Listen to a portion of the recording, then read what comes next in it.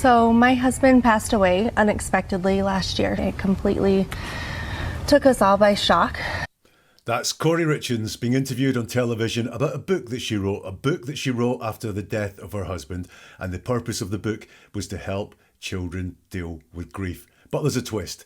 Welcome to Never a Truer Word. I'm Jack, and here we look at the words that people choose to use to see if they're telling the truth, the whole truth, and nothing but the truth. And that's what we're going to do with Kouri, because shortly after she recorded that interview, she was arrested and charged with murdering her husband by poisoning. We're going to look at the words and see, well, she doesn't give off Scott Peterson or Chris Watts creepy vibes in this interview. When we were watching it, would we have gone, there's something up here. Did she do something to her husband? I'm not sure we would. But when we look at the words she uses, potentially, will we see some more? And this is going to be hindered as well because the way people talk about death can be very different from how they talk about other things. I've got an example here, a tragic example from Mariah Carey, who lost her mum and her sister on the same weekend. And Mariah's words are, "My heart is broken that I've lost my mother this past weekend. Sadly, in a tragic turn of events, my sister lost her life on the same day. I feel blessed that I was able to spend the last week with my mom before she passed. I appreciate everyone's love and support and respect for my privacy during this impossible time." Now, do you notice there, you can see just in terms of the amount of content she gives to her mum versus her sister, she was closer to her mum and feels the death of her mum a lot more than she felt the death of her sister. And that's not a surprise. Mariah and her sister were somewhat estranged. You can see it even in the words there. She talks about herself personally. I've lost my mother. She joins herself into it there with I've lost my mother. In comparison, she says, my sister lost her life on the same day. So I've lost my mum, my sister lost her life. Mariah, two very different deaths, or the deaths have hit her in two different ways, and that comes out in her words. So let's look at Kouri giving a full interview on TV and see what we can get from her words. Here's part one. Joining us now is author of Are You With Me? Kouri Richins, to share her 3 C's to helping kids cope with grief. And Kouri, I want to start with your story. What happened in your personal life? So my husband passed away unexpectedly last year. So it's March 4th was a 1-year anniversary for us, and he was 39. It completely took us all by shock. And we have 3 little boys, 10, 9, and 6. And, my kids and I kind of wrote this book on the different emotions and grieving processes that we've experienced last year, and hoping that it can kind of help other kids deal with this and kind of find happiness some way or another. So what have we got there? Her answer is, so my husband passed away unexpectedly last year. Now, I put this to the Never a Truer Word community to see what they could spot in some of those clips. So Sheila, thanks for getting in touch. Sheila says she starts off with the word so. She's getting ready to start a story. Great spot, Sheila. When someone starts an answer with so or well, just pay attention to what's being said there. They're setting you up for a story or setting you up for something unexpected. So the word so at the start there is a giveaway. It's not saying what follows is a lie. It's putting you on red alert for potential deception or storytelling happening. Phil, thank you for getting in touch. Phil says, unexpectedly, completely by shock. She's really emphasising how she didn't see it coming. I agree with you, Phil. Now, look, that doesn't mean if someone says, I unexpectedly lost my husband, or if someone says it completely took us all by shock or surprise, which would be, we'll deal with in a bit, that doesn't mean they killed their husband. No, what we do here is we gather data. So the more things we see that are reassuring, the more we go, actually, there's nothing going on here. The chances are this is all innocent and above board. The more things that raise red flags, the more data we see that makes us go, is there something going on here? The surer we are that we are being deceived by the words here. And she certainly is important to her to get across that it was unexpected and took them by shock. Phil also says, odd phrasing, took us by surprise, most people would say. Yeah, she says, took us by shock. Random Brandon, great name. Took us all by shock is a weird statement. It seemed like she was looking for the word surprise and came up with shock. Agree. Now look, we all misspeak at times, so that could be it. Katrina says, it took us all by shock. What does that mean? Who talks like that? And 77 at birth says, I thought that too. Yeah, it could be a misspeak. We all misspeak. We all put the wrong words in sometimes. Is that what's going on here? Or sometimes when we misspeak, it's because we don't have the real words to deal with and articulate the situation that we are feeling. So again, another data point here. If someone says it completely took me by shock, it proves nothing. But this is another data point that something could be going on here, that she could not be talking authentically, which is why the words are not what we would expect. Kitty says, starting with so, not sure about that. Hey, we've dealt with that. Thank you, Kitty, for that. Sounds a bit casual to me. It completely emphasising with completely. Surely it would be a shock if it was unexpected anyway. Yes. And then this is a great spot, Kitty. I didn't get this one. Took us all by shock rather than took me by shock. So she's hiding in the crowd, says Kitty. I can't see anything else to point out. I'm keen to hear your take on it. It's here for you, Kitty. So what else do I have in that answer? Look how often she says, you know. You know, we kind of, my kids and I, you know, hoping that it can be kind of help other kids, you know, and deal with this kind of, you know, find happiness. What's going on there? Well, look, she looks really nervous in this interview. And now that may be nerves because she's telling a bogus story, trying to cover up for something that she's done to her husband. Or it could be nerves because lots of us, I would be, if you were on television being interviewed about the book you'd written, the first book that you'd written, maybe your first television experience, you would be nervous as well. So I wonder if these you knows are actually crutches while she thinks about what it is that she wants to say next, and she does this, yeah, you know, while she's finding the words that she wants to say next. I think these you knows could be crutches. But as well as the you knows, we have these kind ofs. We kind of, my kids and I, kind of wrote the book, hoping that it can kind of help other kids and kind of, you know, find happiness some way or another. Now, kind of, again, that could be one of those crutches, but kind of is different from, you know, kind of means not really. Yeah, that's what kind of literally means. Kind of means not really. And I wonder if that is because she has a lack of belief in what she was saying. As we go through this, I'm not entirely sure her kids had anything to do with writing this book, which is why kind of my kids, we kind of wrote this book, kind of trying to help other kids, kind of find happiness some way or another. I think that kind of comes from a lack of belief in what she is saying. Another red flag. She softens it here. My husband passed away unexpectedly last year. She doesn't say my husband died unexpectedly last year, just my husband passed away unexpectedly last year. Now look, Mariah softened it as well. She talked about her mother and sister lost their lives and passing away. So I'm not saying that, again, this is deceptive, but this is the only time she really deals with death in the entire interview. And she talks about my husband passed away. Always instructive to look at what is missing when someone talks. Do you spot things missing here? Because I do. What's the husband's name?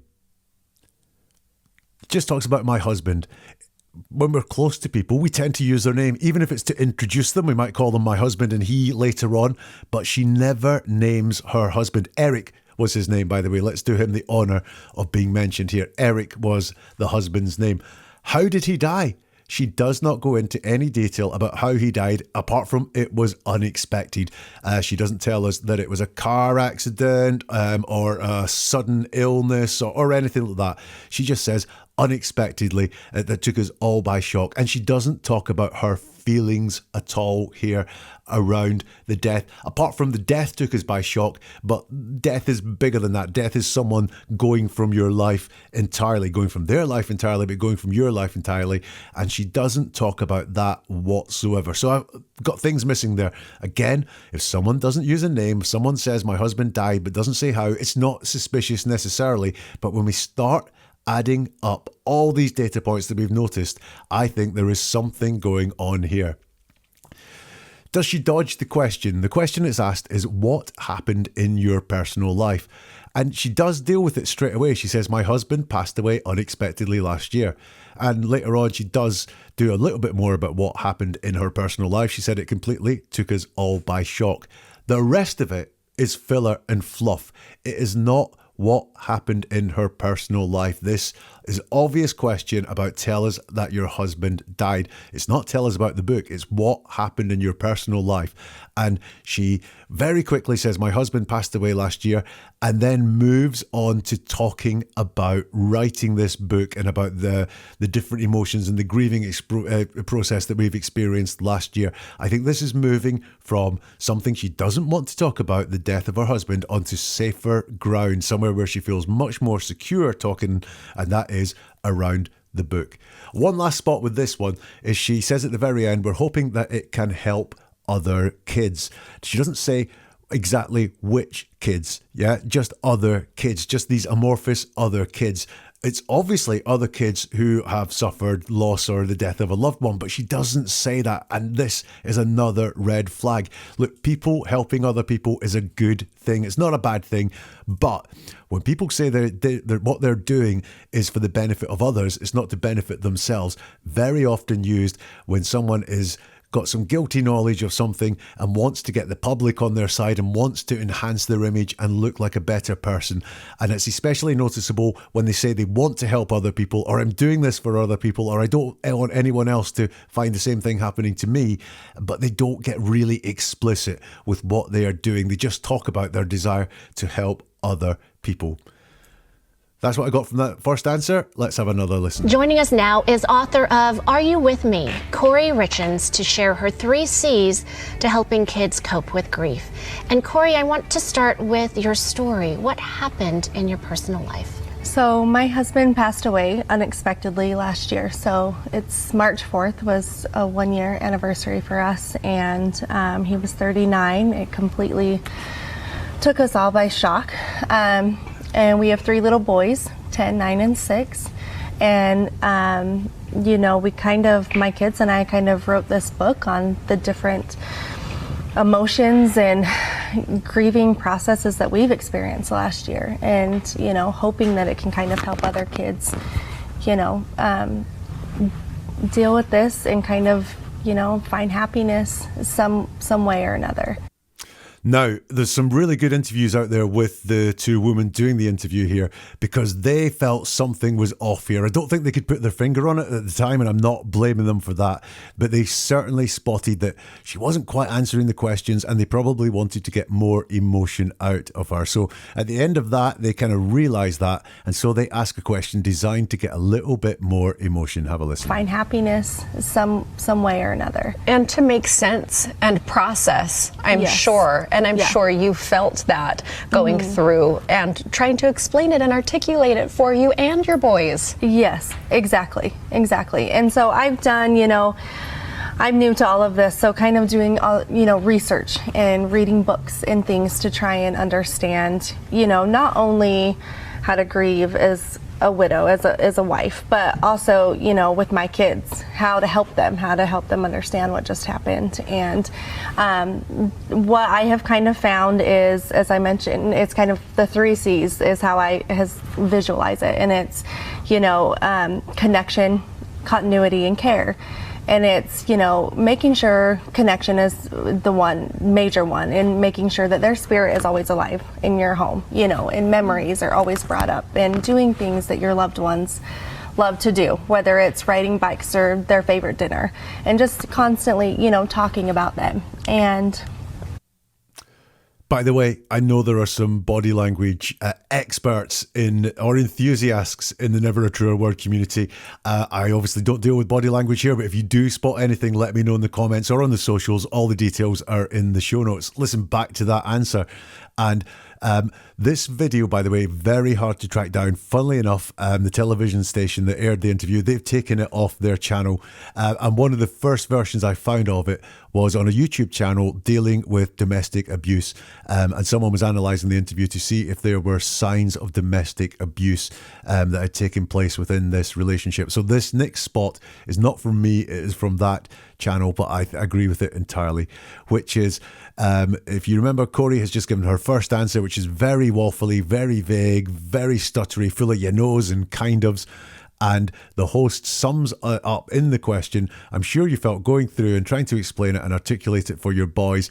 And the person on the channel I watched she says, exactly, as if, oh God, why didn't I think that? Why did I not say it like that? So that was a great spot, not mine, but I completely agree. That first exactly is, very telling. The host says, and I'm sure you felt that going through and trying to explain it and articulate it for you and your boys. Yes, exactly. That answers the question. Yes, exactly. And then the rest of it. And so I've done, I'm new to all of this. So kind of doing, research, reading books and things to try and understand, not only how to grieve as a widow, but as a wife, but also, with my kids, how to help them understand, and on and on and on and on is waffle that doesn't deal with the question. So she's once again gone away from this host trying to get her to talk about feelings and what was going on inside the family at the time. And she says, yes, exactly. And then she waffles a hell of a lot. Now, this bit really got to me. If you just isolate this, if you take out some of the fluff that she said she was doing research and reading books to try and understand, not only how to grieve as a widow. If we take the fluff out, she was reading books and things to try and understand how to grieve as a widow. She didn't know how to grieve as a widow. Was she trying to portray an authentic widow? And she had to read the books to try and find out what a widow should do, how a widow should behave. That's what the words there suggest. I was doing my research and reading books to try and understand how to grieve as a widow. We have more of those filler words. Look at all the knows. And so I've done, I'm new to all of this, research, not only to grieve as a widow, with my kids. And it's, connection. And it's, making sure connection is the major one, and memories are always brought up, talking about them. So lots of knows again. I do still think it's a crutch. I just think she's really unsure of what she's saying. So she's using, as a crutch. But then we've got all the kind ofs again. And I believe, again, the kind ofs are saying she's got a lack of belief in what she's saying. She's kind of saying it wasn't really this. It was just kind of this. When you say something was kind of scary, it wasn't really scary. It wasn't petrifyingly scary. It was just kind of scary. And that's what we've got there. So kind of doing research. Kind of the 3 C's, what I kind of found out. So again, I just think there's a lack of belief, and that lack of belief is around the content in the book. She talks about herself a little bit. She says, I'm new to all of this, and she talks about doing this for my kids. So the pronouns there, I'm new to all of this, and then doing it for my kids. But then she moves away from herself and her family and starts talking about the external world, the distant world, making sure their spirit is always alive in your home, and doing things that your loved ones love to do. Riding bikes are their favourite dinner, constantly talking about them. Now that's kind of fine because she's an author. So if I'd written a book on AI, I would be saying, you need to be using ChatGPT, not I use ChatGPT. You need to be using Grok. You need to be learning about AI every single day because it changes every day. I would be using you as well. If I was writing a book on AI, I would be a subject expert on AI. So I would be doing that. So I kind of give her credit for doing that, and this is her trying to pass a message on to other people, which is her purpose of the book, which is why she has written a book, which is why she is on this television show. She is a subject matter expert in all of this. But it's really interesting that once again she hasn't spoken about herself. She's moved it on really quickly from saying she was new at this, so she did lots of research, and now she's talking about you. Was this a slip? I don't know, but I found it very interesting. She said that connection was about making sure their spirit is always alive in your home. Interesting. Is it only the home that you would want the spirit alive in? Later on in the interview, she'll talk about the spirit being alive somewhere else that is not at home. I don't know why she wanted the spirit always alive only in the home. So that's answer 2. Let's have another listen. find happiness some way or another. And to make sense and process, I'm Yes. sure. And I'm Yeah. sure you felt that going through and trying to explain it and articulate it for you and your boys. Yes, exactly. And so I've done, I'm new to all of this, so kind of doing all, research and reading books and things to try and understand, not only how to grieve as a widow, as a wife, but also, with my kids, how to help them understand what just happened. And what I have kind of found is, as I mentioned, it's kind of the 3 C's is how I visualize it, and it's, connection, continuity, and care. And it's, making sure connection is the major one, and making sure that their spirit is always alive in your home, and memories are always brought up, and doing things that your loved ones love to do, whether it's riding bikes or their favorite dinner, and just constantly, talking about them. And we'll be back with Kouri in a minute, but what are you thinking so far? Do let me know in the comments if that's available on the platform that you are consuming this Never a Truer Word episode on, or you can get in touch on social media. All the links are in the show description. If you want more episodes like this, looking at the words that people in the news choose to use to see if there's deception going on or whether we're hearing from innocent people, then do press the subscribe button or the follow button. That means whenever a new episode comes along, you will get it straight away. If you can't wait, you want more, then why not become a member of the YouTube channel or a subscriber on Spotify? That means you'll get episodes like this as soon as they are released before everyone else, and you'll also get bonus exclusive content too. If you can't do any of that, you can press the like button. It takes about 0.3 of a second and helps this get out to more people. I'm sure a lot of people would be very interested in analysing Kouri Richins and what appears to be a very innocent interview, but I think as we are seeing, it might not be quite so innocent. So the like button, you can just press that now. Thank you. That will help this get out to more people. But also, you can share it as well. The share button, and send it to people who would be interested in knowing about this. I know a lot of people are interested in Kouri Richins' story. Right, let's go back to the interview. And Kouri, do you mention at dinner, here's Dad, or Dad would like this meal, or Dad Yes. would, Yeah. let's bring Dad on a bike ride? yeah, exactly. And it's, explaining to my kids, just because he's not present here with us physically, that doesn't mean his presence isn't here with us, and he's doing these things with us, and he's here for birthdays, and he's here for Christmas, and and it's just comforting to them to know that they're not living this life alone. Like, Dad is still here, it's just in a different way. Lots more knows. So Kouri, you mentioned dinner. Here's Dad, or would Dad like this meal? Let's bring Dad on a bike ride. Yeah, exactly. So we've got that yeah, exactly going off again. It's like the interviewer can sum up what Kouri wants to say a lot better than Kouri can. And once again, look at the pronouns that she's using. So as you know, explaining to my kids, so it's ownership of the kids, he's not present. They're kind of fine, yeah, because we know she's talking about Dad. Here with us physically, so this is her and her kids. His presence is here with us, so again, it's us. He's doing these things with us, and he's there for, Christmas, birthdays. And then she says it's comforting to them. So this is not about the whole family being comforted. Certainly, she's not saying in her words that it's comforting to Kouri. She said it's comforting to them, to know that they're not living this life alone, like Dad is still here. That's the first mention of Dad, by the way. We still, as you'll know, have not heard his name. Kouri hasn't referred to her late husband by name at all. It's been him. Or he, most of the time. This is the first time I think that she said Dad in this interview, giving him a bit of respect or a bit of closeness to the family. But what's most interesting to me in that is that these things that Kouri's talking about did not bring comfort to her. They brought comfort to her children. She said it's just comforting to them.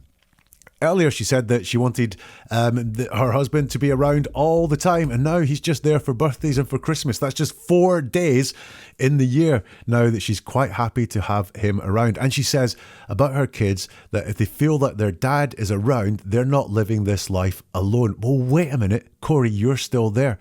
They are not living their life alone, are they? They've got their mum there. But for some reason, you think that they are living their life alone if they don't feel like Dad is there. Lots to think about in this answer. Have another listen. And Kouri, do you mention at dinner, here's Dad, or Dad would like this meal, or Dad Yes. would, Yeah. let's bring Dad on a bike ride? Yeah, exactly. And it's, you know, explaining to my kids, just because he's not present here with us physically, that doesn't mean his presence isn't here with us, and he's doing these things with us. And he's, you know, here for birthdays, and he's here for Christmas, and, you know, and it's just comforting to them to know that, you know, they're not living this life alone. Like, Dad is still here, it's just in a different way. So much to unpack in this. So many red flags, so many data points of just something seems to be going on with Kouri. Here's the next part of the interview. Well, I opened up your book, and one of the first pages I saw is a little boy. It looks like he's standing in a hallway at school, and he's saying, "Are you still here?" Yes, yeah, and it's, you know, and that was like the first day of school, and, you know, all the nerves that kids face on the first day of school with new, you know, and just hoping, you know, Dad, like, walk with me, like, help me get through today, like, give me the strength to do that. And it has found, you know, it's been a lot of peace for my kids to, you know, to really remember that in the back of their head, that they're never alone, you know. So you actually wrote this book with your children. I did. And it's only been a year. How did you process and say you go from processing death to I need to write a book and help others? You know, I just watched the struggle that my kids were going through, and I actually, you know, I went on Amazon and Barnes and Noble and trying to find something that we could use to cope at nights. Nights are the hardest, it seems like, for everybody when, you know, dealing with anything, but I just wanted some story to read to my kids at night, and I just could not find anything. I couldn't find anything that really, you know, suited them or helped them find comfort and peace, and so, you know, I was like, let's just write one. And so, you know, I took things that my kids have said to me this last year, and we kind of articulated it and put it into a story, and, you know, just have hopes that it will help other kids. So she starts off by telling this story about the part of the book that is about the first day at school. It's so vague. What do you get from this? The words are yes, yeah. And it's, you know, and that was like the first day of school. And, you know, all the nerves that kids face on the first day of school with new, you know, and just hoping, you know, Dad, like, walk with me, like, help me get through today, like, give me the strength to do that. And it has found, you know, it has been a lot of peace for my kids to, you know, to really remember that in the back of their head, that they're never alone. You know, it's so vague. Whose first day at school is she talking about? Is it the character in the book? Is it one of her children that went through this? There's just no connection with this whatsoever. Who is the dad? You know, is it the dad to the fictional character in the book? I don't know. It's just so completely vague. There's just so little commitment from her. There's all these thoughts. The first day of school with the new, you know, and just hoping she doesn't finish that thought off, and it has found, you know, it has been a lot of peace for my kids. She doesn't finish the thought off about found either. She's just flitting from thought to thought and saying very little solid there. Then we move on to the part which is about writing the book with the kids, and you know, how did she manage to go through that in a year from the death and processing that to actually writing a book. Now, she talks about, I watched the struggle that my kids were going through. Now, that's very interesting. That's very passive. It's not watched and hated seeing or felt the struggle, or I was really affected by the struggle. It's just that she watched the struggle, almost like she's watching this thing from afar. She wasn't there going through what the kids were going through, because she doesn't join herself to any of those feelings at all. By the way, the book, she hopes, will help other kids. Once again, there's that sort of, what's going on here? When, again, it's not explicit. It's not help other kids who are going through the same thing or help other kids deal with the sudden death of a loved one. It's just help other kids. So we've got this thing again about helping other people, which is always just a red flag. Just beware when someone said they're doing something for other people, especially when they're not very explicit about it. Are they deceiving you? Look what she talks about when she went on Amazon and Barnes and Noble. She was trying to find something that we could use to cope at night, something that we could use. What sort of things? Just, you know, it's a book. You know, a book. Why can't you say a book? No, you got to say something we could use to cope at night. So again, cope with what? Again, she's just not explicit. A book we could use to help cope with the grief at nights. Nights seem the hardest for what? The hardest for what? She does not say. Well, she does. Nights are just the hardest for everything. For everybody when you're dealing with anything. That's what she says. And that just means nothing. This is nothing to do with death. She's avoiding talking about death. She's avoiding talking about grief. And she's avoiding talking about loss. Just nights are the hardest, it seems like, for everybody when you're dealing with anything. So that could be overdue bills. That could be a flat tire on your car. That could be the fact that you've run out of coffee and you can't have a cup of coffee in the morning. Nights are the hardest for everybody when you're dealing with anything. I said I don't believe that her kids wrote that book with her. And why not? Well, it's this answer here, because just look at these red flags of deception. This question is about writing the book with the kids. It starts off that I spotted in this answer, she uses the word just a lot. If you're a regular here, you'll know just puts me on red alert for deception all the time. Whenever I see the word just, I want to know what it is, why they're describing things as just, because very often it is to make something sound tiny and insignificant, or it's to focus our attention on just that one thing. Just look at this, don't look at that over there, just this. So when I see the word just, and it's I just watched the struggle my kids were going through, I just wanted some story and I just could not find anything, let's just write one, just have hopes that it will help other kids. Lots of just in there. So I went red flag for deception. And then I noticed a bit of present tense when she's talking about past events. I went on Amazon and Barnes & Noble, and it's not I tried to find something, it's I was trying to find something. So I went on Amazon and Barnes & Noble trying to find something. So I went, present tense. Another red flag that deception could be happening. And then she doesn't say nights were the hardest, and that's why we wanted to get something to read at night. It's nights are the hardest. So another bit of present tense there that got me looking out. And then finally, at the very end, we have that kind of, which I think is that lack of belief. So last year, we kind of articulated it and put it into a story. So I think with all those flags for deception going on there, I don't think that the kids helped write this. Let's have another listen to that part. Well, I opened up your book, and one of the first pages I saw is a little boy. It looks like he's standing in a hallway at school, and he's saying, "Are you still here?" Yes. Yeah. And it's, and that was like the first day of school, and, all the nerves that kids face on the first day of school with new, and just hoping, Dad, walk with me, help me get through today, give me the strength to do that.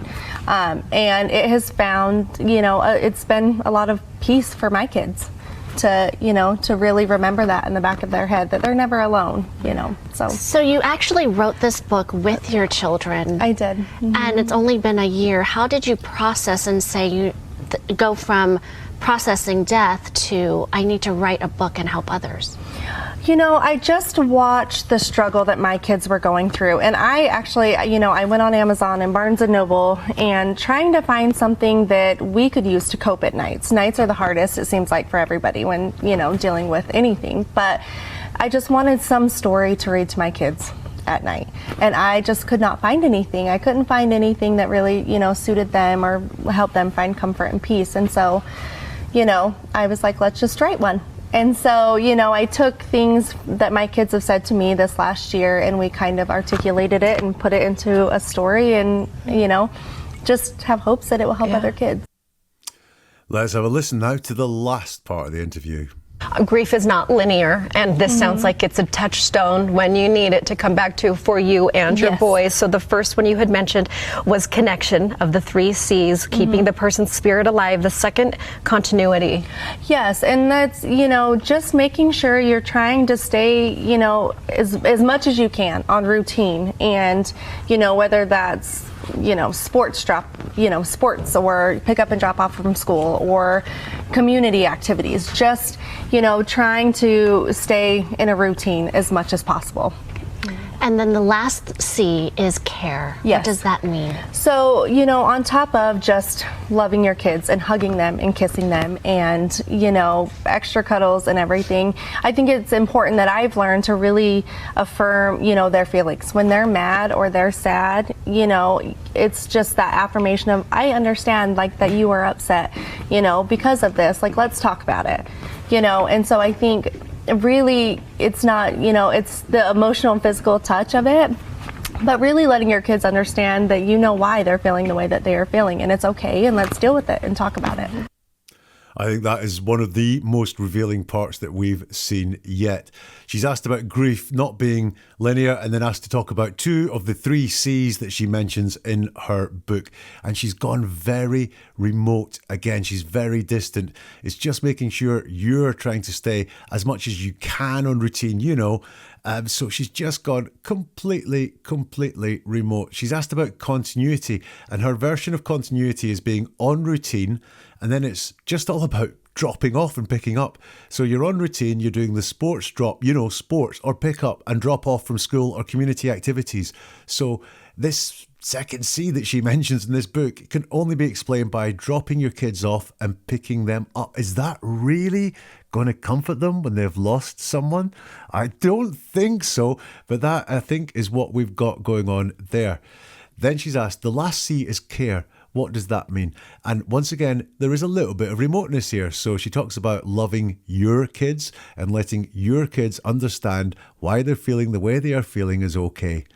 But for the first time, she mentions herself in the center of this in any meaty way. She says, I think it's important. So she's talking about herself. She's joining herself to this by using the word I a lot. I think it's important that I've learned to really affirm, their feelings when they're mad or they're sad, It's just the affirmation of, I understand that you are upset. And at the very end, she says, I'm still with it and talk about it. And this is the most she's given of herself. And this is the most she's spoken about what is going on inside the family. And it's very, very interesting. It's this part here. I think it's really important that I've learned to really affirm, their feelings when they're mad or they're sad, It's just that affirmation of, I understand like that you are upset. I'm still with it and I still talk about it. And what has got her to talk about herself and her kids in such a close way with none of that remoteness and none of that distance that we've seen everywhere else? Well, she tells us it's when the kids are mad or when they are sad. So when the kids are mad or when they are sad, that has got her talking about herself and what she does. That kids being mad and kids being sad, that is the first explicit emotion that we've heard from her all the way through this interview. It's an interview about someone dying, her husband dying a year ago. And we've gone 5 minutes through the interview before she talks about any explicit emotions. No, it's not hers, by the way. It's her kids. But mad, sad is the first time she's managed to bring any explicit emotion up rather than just talking about feelings in general or emotions in general. Mad and sad. Have another listen. Grief is not linear, and this sounds like it's a touchstone when you need it to come back to for you and your boys. So the first one you had mentioned was connection of the 3 C's, keeping the person's spirit alive. The second, continuity. Yes, and that's, just making sure you're trying to stay, as much as you can on routine. And, whether that's sports or pick up and drop off from school or community activities, just, trying to stay in a routine as much as possible. And then the last C is care. Yes. What does that mean? So, on top of just loving your kids and hugging them and kissing them and, extra cuddles and everything, I think it's important that I've learned to really affirm, their feelings. When they're mad or they're sad, it's just that affirmation of, I understand, that you are upset, because of this. Let's talk about it, And so I think really it's not, it's the emotional and physical touch of it, but really letting your kids understand that you know why they're feeling the way that they are feeling, and it's okay, and let's deal with it and talk about it.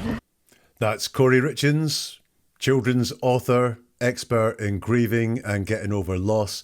And shortly after that interview, arrested for murdering her husband. So what did I get from that interview? Look, most of it was hot air. It was froth. It was full of yeah, no's and kind ofs, and didn't really make a lot of sense. I didn't get a sense of what her book was about at all. And the other thing I spotted was that distance.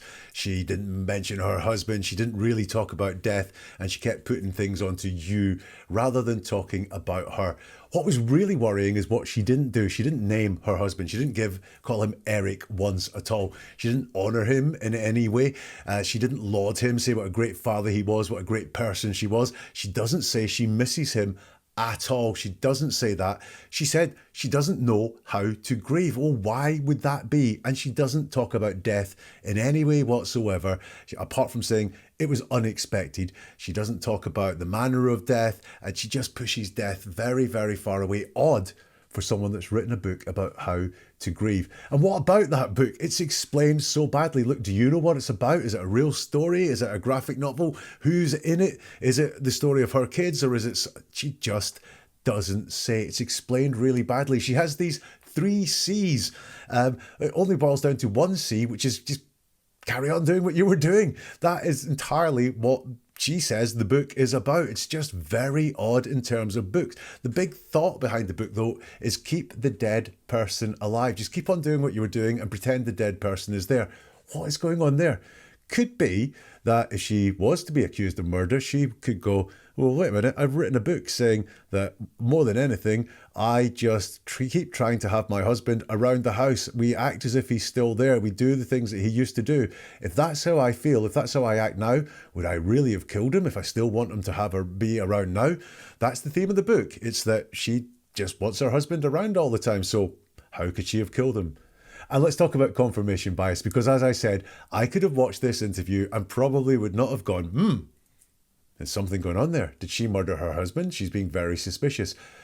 That could be happening, but look, when I dig into the words, and this just shows the beauty of looking at the words and actually understanding what's being said and what isn't being said, when I see so many data points of red flags, so much markers of deception, that I think there is something going on there, and I don't see any reassuring factors at all. The right place for this all to be heard is in court, because this is just a 5-minute interview, a short interview. There's a big picture to be told. There's a lot of evidence to hear. So the right place is in court for a jury to decide, did Kouri Richins murder her husband, Eric?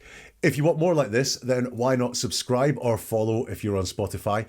I'll be interested in all your comments as well, so please do leave comments or get in touch on social media. In the show description, you will find all the links on social media.